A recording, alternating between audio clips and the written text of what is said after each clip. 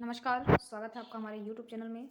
आज 23 जनवरी एक विशेष दिन है, जो कि एक महान स्वतंत्रता संग्राम के सेनानी हैं, उनका जन्म दिवस है। आइए देखते हैं उन्होंने भारत की स्वतंत्रता के लिए क्या-क्या प्रयास किए और उनका क्या योगदान है। आइए देखते हैं। सुभाष चंद्र बोस का जन्म 23 जनवरी 1878 को उड़ीसा के कटक में हुआ था। ये जानकी नाथ बोस की और श्रीमती प्रभावती देवी के 14 संतानों में से 9वीं संतान थे। सुभाष चंद्र बोस जी के पिता जानकीनाथ उस समय एक प्रसिद्ध वकील थे। उनकी वकालत से कई लोग प्रभावित थे। आपको बता दें कि पहले वे सरकारी वकील थे, इसके बाद फिर उन्होंने निजी प्रैक्टिस शुरू कर दी थी। इसके बाद उन्होंने कटक की महापालिका में काफ़ी लंबे समय तक काम भी किया था और वे बंगाल विधानसभा के सदस्य भी रहे थे। उन्हें राय बहादुर का खिताब भी अंग्रेजों द्वारा दिया गया था। सुभाष चंद्र बोस को देशभक्ति अपने पिता से विरासत के रूप में मिली थी। जानकीनाथ सरकारी अधिकारी होते हुए भी कांग्रेस के अधिवेशनों में शामिल होने जाते थे और लोक सेवा के कामों में बढ़ चढ़कर हिस्सा लेते थे। आपको बता दें कि ये खादी, स्वदेशी और राष्ट्रीय शैक्षिक संस्थाओं के पक्षधर थे। सुभाष चंद्र बोस की माता प्रभावती उत्तरी कलकत्ता के परंपरावादी दत्त परिवार की बेटी थी। ये बहुत ही दृढ़ इच्छा शक्ति की स्वामिनी, समझदार और व्यवहार कुशल स्त्री थी। साथ ही इनके बड़े परिवार का भरण पोषण बहुत ही कुशलता से करती थी। सुभाष चंद्र बोस की साहसी वीर सपूत सुभाष चंद्र बोस बचपन से ही पढ़ाई में काफ़ी होनहार थे। उन्होंने अपनी प्राइमरी की पढ़ाई कटक के प्रोटेस्टेंट यूरोपियन स्कूल से पूरी की और 1909 में उन्होंने रेवेनशा कोलोजिएट स्कूल में एडमिशन ले लिया। नेताजी सुभाष चंद्र बोस पर अपने प्रिंसिपल बेनी माधव दास के व्यक्तित्व का बहुत बड़ा प्रभाव पड़ा। इसके साथ ही उन्होंने स्वामी विवेकानंद जी के साहित्य का पूरा अध्ययन किया। पढ़ाई के प्रति अपनी मेहनत और लगन से सुभाष चंद्र बोस ने मैट्रिक परीक्षा में दूसरा स्थान हासिल किया और अपने अध्ययन से सफलता हासिल की। आपको बता दें कि इनके बाद 1911 में सुभाष चंद्र बोस ने प्रेसिडेंट कॉलेज में एडमिशन लिया, लेकिन बाद में अध्यापकों और छात्रों के बीच भारत विरोधी टिप्पणियों को लेकर झगड़ा हो गया, जिसके बाद सुभाष चंद्र बोस ने छात्रों का साथ दिया और उन्हें 1 साल के लिए कॉलेज से निकाल दिया गया और परीक्षा नहीं देने दी गई थी। उन्होंने बंगाली रेजिमेंट में भर्ती के लिए परीक्षा दी, लेकिन आँखें खराब होने की वजह से उन्हें मना कर दिया गया। उसके बाद उन्हें एक जॉब लगी, जो कि उन्होंने जॉब को छोड़ दिया। इसके बाद सुभाष चंद्र बोस जुलाई 1943 में जर्मनी से सिंगापुर चले गए, जहां उन्होंने भारतीय राष्ट्रीय सेना के गठन की उम्मीद फिर से जगाई। आपको बता दें कि भारतीय राष्ट्रीय सेना को सबसे पहले कप्तान जनरल मोहन सिंह ने 1942 में स्थापना किया था। इसके बाद राष्ट्रवादी नेता रासबिहारी बोस ने इसकी अध्यक्षता की। बाद में रासबिहारी बोस की इस संगठन की पूरी जिम्मेदारी सुभाष चंद्र बोस पर सौंप दी। वहीं इसके बाद INA को आज़ाद हिंद फौज और सुभाष चंद्र बोस जी नेताजी के नाम से जाने जाने लगे। नेताजी ने न केवल सैनिकों को फिर से संगठित किया, उन्होंने दक्षिण पूर्व एशिया में अप्रवासी भारतीयों का ध्यान भी अपनी तरफ खींचा। वहीं लोगों में फौज में भर्ती होने के अलावा वित्तीय सहायता भी देना शुरू कर दिया। आपको बता दें कि इनके बाद आज़ाद हिंद फौज एक अलग महिला इकाई के साथ भी उभर कर सामने आया। एशिया में इस तरह की यह पहला संगठन था।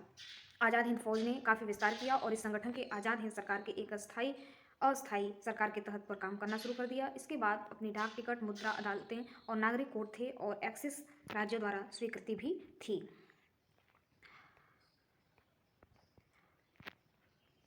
नेताजी 1939 का वार्षिक कांग्रेस अधिवेशन त्रिपुरा में हुआ। इस अधिवेशन में बीमारी की वजह से वह शामिल नहीं हो सके। इसके बाद 29 अप्रैल 1939 को सुभाष चंद्र बोस ने कांग्रेस के अध्यक्ष पद से इस्तीफा भी दे दिया। कांग्रेस के अध्यक्ष पद से इस्तीफा देने के बाद सुभाष चंद्र बोस ने 22 जून 1939 को फॉरवर्ड ब्लॉक का गठन किया। हालांकि बोस ने ब्रिटिश शासकों का विरोध किया, लेकिन सुभाष चंद्र बोस ब्रिटिश सरकार के सुव्यवस्थित और अनुशासित रवैये से बेहद प्रभावित भी थे।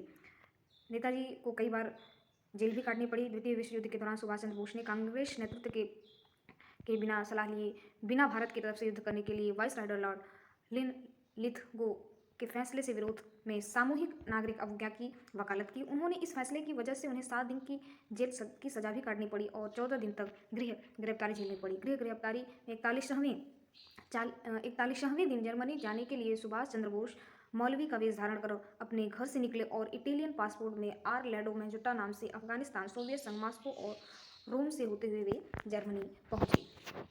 नेताजी सुभाष चंद्र बोस 1927 से जेल से बाहर आ गए थे और राजनीतिक करियर पर भी ध्यान दिया उन्होंने। और इस भारत को अंग्रेजों के चंगुल से आज़ाद कराने के लिए इस लड़ाई में भारत के प्रथम प्रधानमंत्री पंडित जवाहरलाल नेहरू के साथ उन्होंने काम करना शुरू किया। और जो लोग अपने काम को सुभाष चंद्र लोगों के ऊपर जो प्रभाव डाला, 3 साल बाद ही कलकत्ता के मेयर के रूप में चुना गया। अपने काम से उन्होंने सभी को प्रभावित कर लिया और अपने कामों से नेताजी ने कुछ ही सालों में लोगों को के बीच अपनी एक अलग छवि भी बना ली थी, जिसके चलते वे यूथ लीडर के रूप में लोगों के प्रिय और राष्ट्रीय नेता भी बन गए थे। ऐसा कहा जाता है कि महात्मा गांधी और नेताजी की विचारधाराएं मेल नहीं खाती थी। कांग्रेस की एक बैठक के दौरान कुछ नए और पुरानी विचारधारा के लोगों के बीच मतभेद हुआ, जिसमें युवा नेता किसी भी नियम पर चलना नहीं चाहते थे, जबकि वे खुद के हिसाब से चलना चाहते थे। वहीं पुराने नेता नेता ब्रिटिश सरकार के बनाए नियम के साथ आगे बढ़ना चाहते थे। वहीं सुभाष चंद्र बोस और गांधी जी के विचार भी बिल्कुल अलग थे। वे नेताजी महात्मा गांधी की अहिंसावादी विचारधारा से सहमत नहीं थे। उनकी सोच नौजवानों वाली थी, जो हिंसा में भी भरोसा रखते थे कि जरूरत पड़ने पर हिंसा भी किया जा सके। नेताजी सुभाष चंद्र बोस आज़ाद हिंद फौज की हार से निराश नेताजी ने सहायता मांगने के लिए रूस यात्रा करने की योजना बनाई, लेकिन 18 अगस्त 1945 को सुभाष चंद्र बोस के विमान का ताइवान में क्रैश हो गया, जिसकी वजह से उनकी मृत्यु हो गई। फिलहाल नेताजी की लाश नहीं मिली थी, साथ ही उस दुर्घटना का कोई सबूत भी नहीं मिला था, इसलिए नेताजी सुभाष चंद्र बोस की मौत आज भी विवाद का एक विषय है। भारतीय इतिहास में सबसे बड़ी संशय है। नेताजी फॉरवर्ड ब्लॉक के सदस्यों की अवहेलना के बाद बोस ने 1937 में ऑस्ट्रेलिया के पशु चिकित्सक की बेटी एमिली सिंकल के साथ विवाह कर लिया। दोनों की शादी हिंदू रीति रिवाजों से हुई थी। इसके बाद काफ़ी समय बाद इन दोनों से एक बेटी अनीता बोस फॉफ का जन्म हुआ।